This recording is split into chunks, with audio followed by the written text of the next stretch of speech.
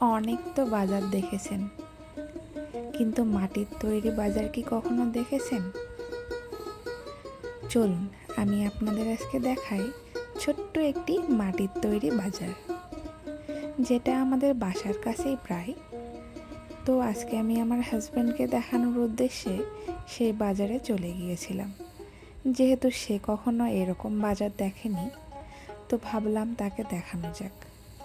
এই যে দেখুন, বটগাছটা দেখতে পাচ্ছেন, বহু বছরের পুরনো। আর এই বটগাছটাকে ঘিরেই তৈরি হয়েছে ছোট্ট ছোট্ট দোকানঘর।